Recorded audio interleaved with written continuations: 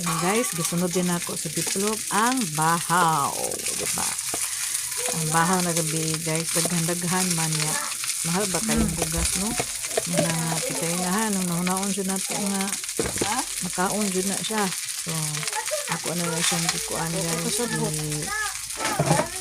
di sanlag para pamahaw. Fried rice na ko ba? Fried rice. Ngayon. Sa English pa, fried rice. Pero, fried leftover rice, ana, guys. Fried leftover nga rice. Ana. Sinanlag. Man siya sinanlag na bahaw. Yeah. Okay na ko na siya, guys. Akong anak mo nag-video, ana. Diba ba? Dami kayo siya kaunon, guys. Ay. Manala ni guys, makaragino to sa bugas, no? Kaya mahal kayong kilo sa bugas ron. Hindi na mabangbang. Yeah.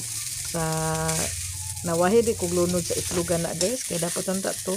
Pag humana kog lunod sa ahos, kisunod nun tanin akong itlog niya kay para i-scramble na ako niya kay karon.